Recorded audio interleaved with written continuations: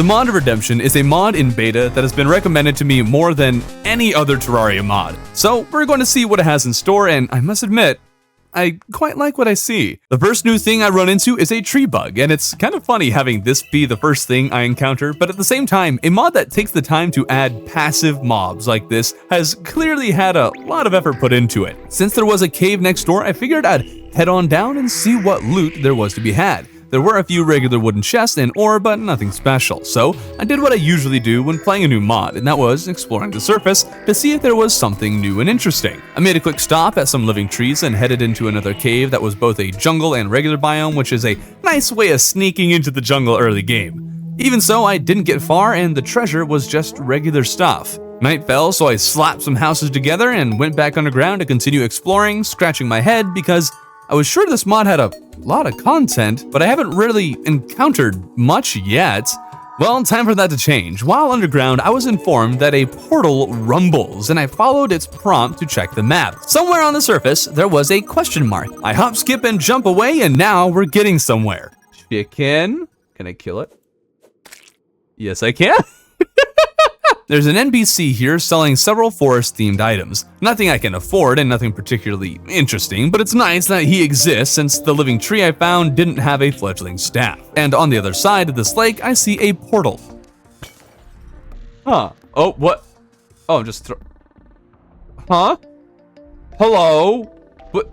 This guy is apparently searching for his friend, and since I have no idea where his friend is or what's going on here, he yeets on back into the portal. But when he did that, he dropped something interesting.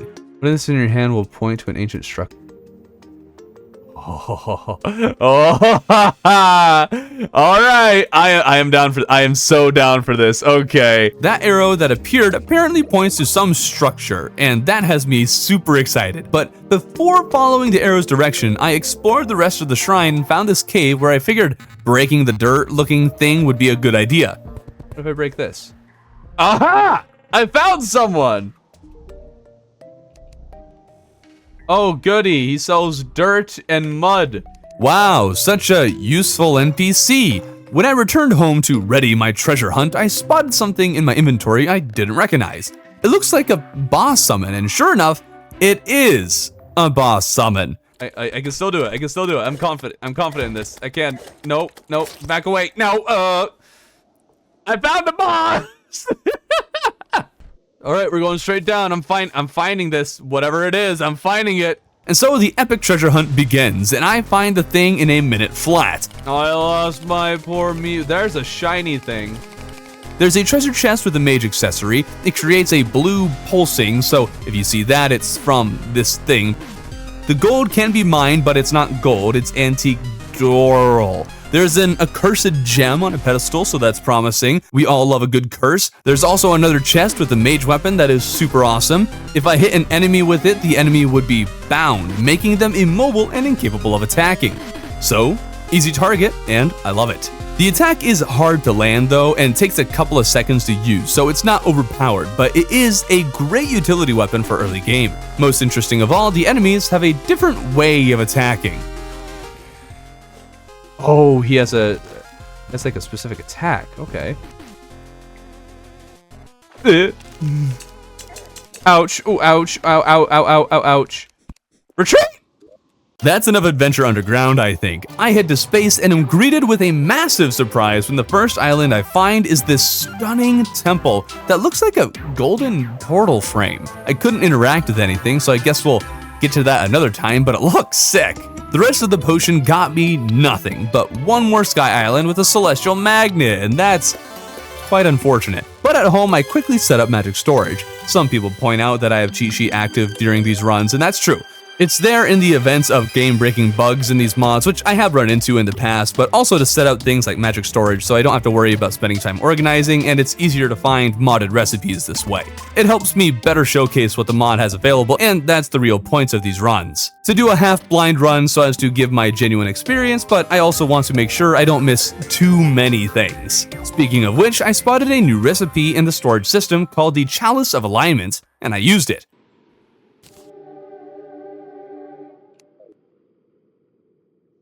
What? Do you wish for an explanation of alignment? What the heck? There's good and evil alignment in this? Turns out you can be evil or good in this mod. There are quests and who knows what else. Honestly, not too much is explained with this, just that there are different alignments and a few notes on what each alignment might mean for me in the future. I'm honestly quite confused, but I assume there'll be more to explain it later. Someone from chat said I should check the portal again, so I did. Mined a workbench and a shrine beside the portal and got a scroll. I don't think I would have ever found that if it hadn't been pointed out to me, so I'm not sure how I feel about that. I don't usually like when something is unclear like that, especially since the scroll is actually a boss summon. Maybe it's not a necessary boss summon, but it wouldn't have occurred to me to mine the workbench next to the portal. There was a little sprite indicating something on it, but for all I knew, it was just a decoration. A little ways away, there was this cool lab-looking thing. This is going to turn out very well, I can feel it. Alright, I can't break into this place. I can't break in, so I guess we'll return to that later in progression, I don't know when. Speaking of, I still have made next to no progression, so I spent a bit of time on the ground gathering resources. I crafted a pretty good early game modded sword, and when reading its description, it said there was a chance it could chop off the head of a humanoid enemy, and that just sounds awesome. I sure hope that happens at some point, it'd be so cool. A little ways below the treasure hunt structure, there was another section with a few more treasure chests. One had a grappling hook that is legitimately the worst grapple ever, but it is better than nothing. I just already had a regular hook. Another chest had a boss summon, and this thing called a crux card that mentions a bunch of stuff to do with spirits, and I got no idea what it means by that. I had explored just about everything in the regular cave, so the jungle one was the only other place that made sense to explore. There wasn't anything in particular that happened there. I just continued to gather resources and life crystals, and by the time I returned home, it was just about the end of daytime. Now that boss I had summoned earlier is a pre-king slime, or maybe a boss right after him or something in progression, but what difference does that realistically make? He's super early game and can only be summoned during day, so I built a quick and dirty arena and summoned Thorn, Bane of the Forest. Being around King Slime, the boss isn't the most complicated thing you've ever seen. His attacks would seem to be on a randomizer as well, but each of them are reasonably well telegraphed. There's one attack where he uses claws on your position, but a glowing projectile is shot at you before the claws attack, making them easy enough to dodge. He will shoot thorns in the cardinal directions. I'm not sure how else to describe this pattern. He has a vine attack that moves in a fan pattern. With another move, he spawns what looks like thorn traps on the ground, but I never got hit by them, so I have no idea exactly what they do. Finally, he'll shoot several thorns in one general direction. All the while, he teleports in between each attack, and during second phase, he spawns this thorn-looking shield that spins around him, and I'm still not sure what it does. He also moves faster during the second phase. Overall, it was a pretty good fight, and well-balanced for my stage and progression. Though I must say, when playing melee, and maybe more specifically with the Blade of Grass, the telegraphs were far more difficult to read. The particle effects from my blade and the telegraphs were very similar in color, and so my choice in weapon might not have been the best for this battle. It was an even worse choice because there are typings in this mod, meaning this is a grass type boss and I'm using a grass type weapon, and thus my damage against him was reduced slightly. The boss dropped a good bow and another mage accessory, but I still don't have any good mage weapons. At this point, my eyes drifted to the scroll from earlier. Looks like another boss summon, so I tried it. The Pale Bat Imp spawns and is immediately slain by this cleric who says, "I have sinned or something for spawning the imp, demands I repent, and informs me he will smacketh thine buttocks with the hand of judgment." I am getting smited in the buttocks. I tried to win, but I'm not ready for him, so we'll get back to him later. And by that, I mean right now. All I wanted was some more health, and so I explored the jungle a bit until I was at full, or well, I guess near full health. While down there, I did find a small structure with a spider statue trap. Oh, what have I done? What have I done? What have I done? So I guess we'll return to that boss who has threatened to smacketh thine buttocks. He's also called the Pale Bat Imp, or at least that's what it says. Yeah, this guy isn't an imp. Let's talk this boss. His moves also appear to be on a randomizer, so I guess I'll just list them. He has one where he casts light beams from heaven, and these can do crazy damage if you get caught in them, but they are also quite easy to dodge. Sometimes he would shoot projectiles while doing this, and sometimes not. I couldn't really find any kind of consistency with it, which was weird. One attack blocks you in with light beams while he summons swords that spin around. All you have to do is jump between the swords, but it was actually hard to do. His holy book, however, you really do have to look out for. Oh, what? Oh! Wait, how do you dodge this? I can't run faster than that! When that finished, he was down on the ground, and the only way to hit him is either shooting between the shields or attacking with true melee. This is actually really creative. It's free hits, but if you attack with a ranged weapon, then you'll hit yourself. This even includes projectiles shot by my blade of grass. There's another move where he shoots light spears in a fan formation. That is sort of everything, but the next time he used his holy book, it did something totally different than the first time. This beam is terrifying and does massive damage, but it actually actively creates a way to avoid it. These platforms will appear above the laser as it moves, and I presume if you platform a little bit, you'll be fine, but I was way too slow on catching on to that fact. The holy book did a different attack every time I saw it, so I have no idea how many variations it's got, but I love how he is consistent across the board with one wild card move. It's cool. Now this boss doesn't just die when you beat him.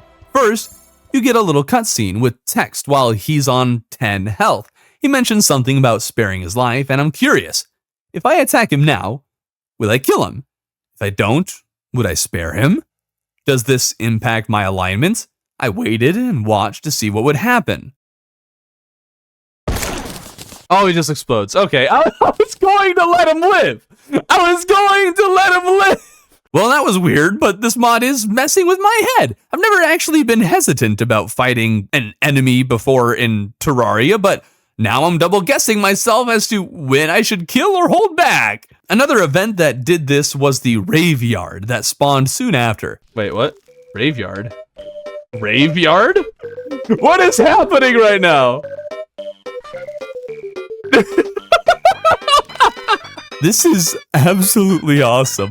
There were more skeletons on the other side of the mountain, and I was going to show mercy until they decided to attack me, so I threw Hollowed Hand Grenade the priest dropped earlier on, which I believe is extra effective against skeletons. Also, the shield spinning around me reflects projectiles and is dropped from the priest as well. I killed the Eye of Cthulhu while all this was going on, but all the while I made sure never to kill a skeleton that had a trumpet or was dancing. I only attacked the ones that were hostile to me until the party ended. Skeletons got bored and went home. Okay. I am really confused as to how this event works. With the rave being done, we've hit that point in progression where we can hit a lot more bosses. Being able to merge my accessories would be quite helpful for accomplishing that, so I destroyed a Crimson Heart to create that opportunity for the Goblin Army. I also have so very little vertical movement. The easiest way I could think of for bettering my hops was finding a shiny red balloon, and after exploring most of the skies, I was concerned my world hadn't spawned with a single one of those shiny red balloons, but thankfully, the very last one I found at the very edge of the world had what I was looking for, which means it's boss time. Except shrieks are echoing through the night. Shrieks echo through the night? What the heck does that mean? Okay, now I'm going to stand here. I did wait a bit for the boss to spawn and then got bored waiting and just went ahead and summoned the boss myself. This is the Keeper. Hello, how you doing? And then, you know that natural spawn? Well, it naturally spawned. Oh, that's not está bien. Ouch.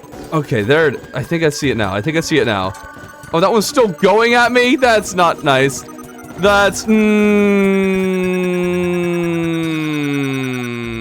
That went quite poorly, and I actually didn't realize until afterwards that the boss had spawned a second time. During the fight, I figured she summoned a clone of herself, and I was just screwed. I also had a problem with not having Hermes boots or any kind of speedy boots at all, so time to go get some of those. There's not much of a reason actually in exploring a spider cave. There's not really any. It doesn't really connect to caves. They're usually their own separate thing. Oh, never mind. Oh! Overly confident, I summoned the Keeper again. Let's talk this boss. She has a random pattern, which a lot of bosses have in mods, and I guess all of them in this one have as well at this point. The Keeper attacks with a blast of sights, will dash in a straight line, shoots sparkly purple things that bounce at least once, and worst of all, she had what I guess I'll call soul vomit, because what else could this possibly be? In second form, she'll also shoot purple skulls, but it really isn't that much of a thing, you know, in the way. The whole fight, I was being hit constantly, and still managed to somehow pull out a victory. I really should not have won, and several of these attacks were stupidly tough to dodge. I'd highly recommend waiting until you've combined several accessories, as you need a lot of movement to avoid these attacks that either have minimal or hard to see telegraphing that also take up most of the screen. I took the loot back, but then chat said I missed something. I have no idea what this is, but I could give it to the chalice for a hint. It wasn't much of one, but the item's description said it'll attract something underground, so that's where we're going, and I might as well mine a elevator while I'm at it. Oh, what the? Oh, hello. Gold digger. Finally found you, vermin? Uh-oh. Prepare to reap what you sow. Oh, no. Oh, he's got a lot of health, too. Okay, good. He looked kind of ghostly. I wasn't confident in my ability to deal damage. Oh, dear. Oh, no. He has that same attack. I hate that attack so much. Run! Run! Ah! I'm reaping what I sowed! I'm reaping what I sowed! Good sir, get out of my way, please. Oh, I just jumped into lava. Oh, that was way too close. Come on, come on.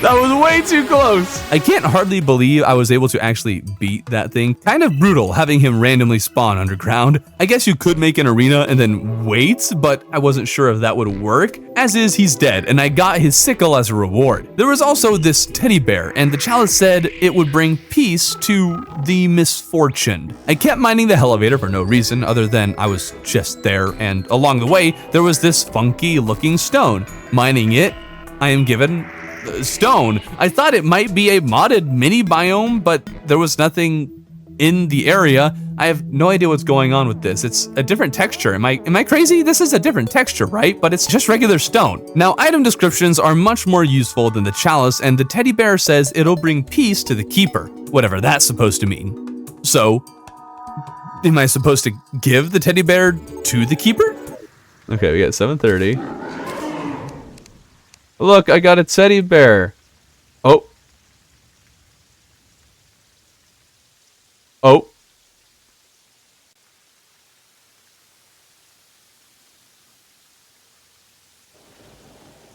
Okay, okay. Whew. Thank you. Boom.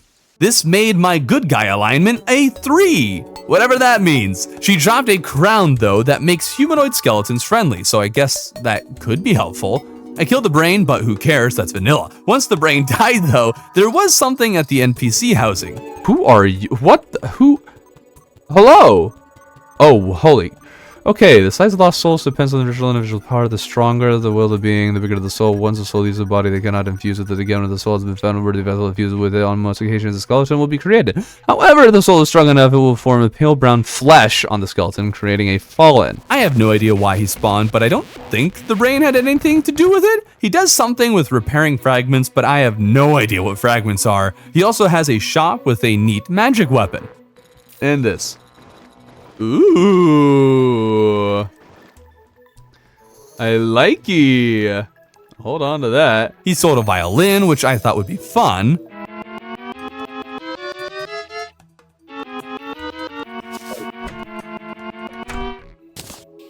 Why is he playing it like that? He's like, okay, I think I see where it's going. I don't know what they think a violin sounds like, but that's not it. Am I playing this wrong? This is Terraria.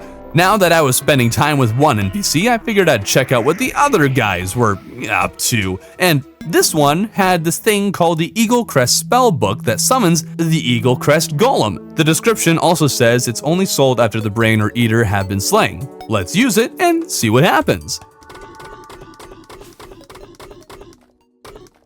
Oh, oh, that's an enemy. Oh, boy. Oh, it's rolling. Oh, no, no, no. Run away. Okay, how do you avoid that if you're already... How do you avoid that? Might be that staying close to this guy is the way to go. Unless that happens... The bosses in this mod have been fascinating so far. There we go. And that was the Eagle Crest Golem. He dropped several weapons. One was a neat spear and another was a funny sling that says it's hard to aim in. Indeed it is. There was also a magic weapon that rolls on the ground, which was actually very interesting. The others were frankly a bit weak. A very small buff would make them more viable in my opinion, except for the mage weapon that is, which is a fascinating weapon just to use. The goblin spawned and that's probably one of the events it's most viable or useful for. Now we're getting on a roll. Thing is, the weapon does more damage based on either speed or heights, not sure which. It's like a mage tossable jousting lance is the best way I can describe it. It even gets an extra effect if you throw it optimally. Very strange weapon and satisfying to use. The next boss on the list is the Seed of Infection, which requires meteorites, and I have a question. Who wins, a meteor or a single quality of life mod? Okay, wait, I have Ore Excavator. Meteor meets Ore Excavator, just not a contest. So I made the summon and here comes the seed. Oh, it's just right there.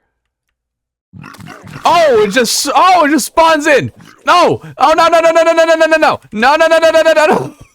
That's not what I thought would happen.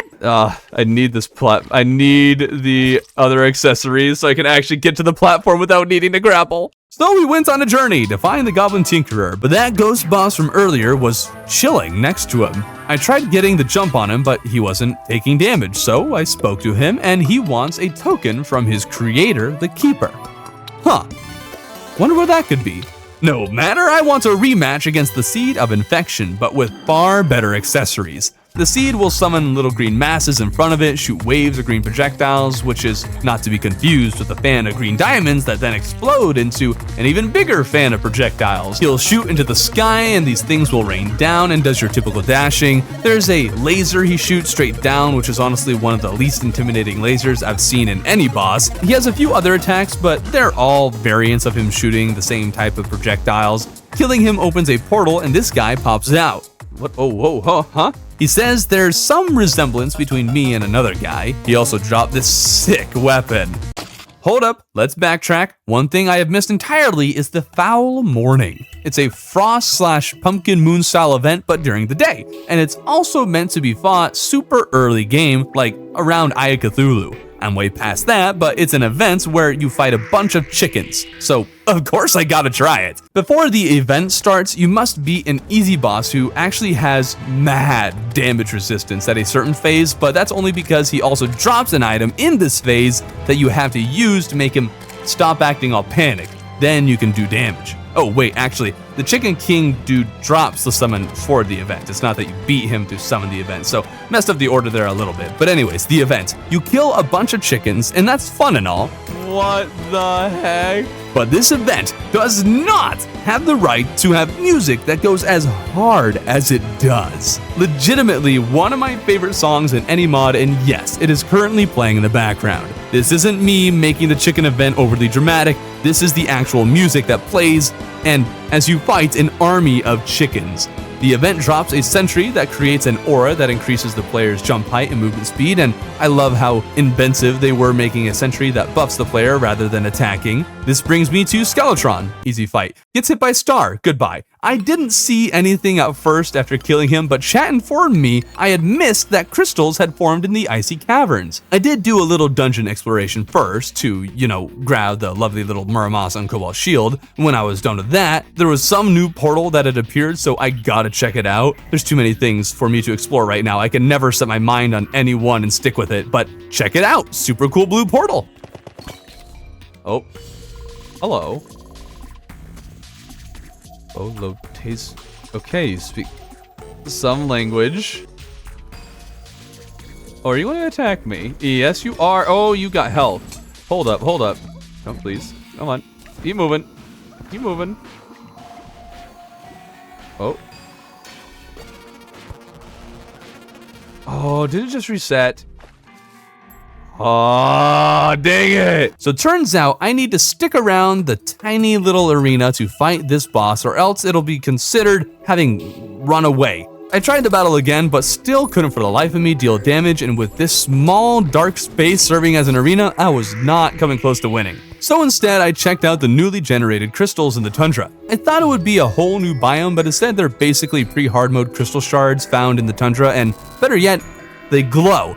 I do love that very much. I always have found the tundra hard to explore. Feels like the caves are less open and there's a lot more mining than in the other biomes, so these glowing crystals made it a whole lot easier to find things. Combining these crystals with iron makes a new bar called Pure Iron Alloy.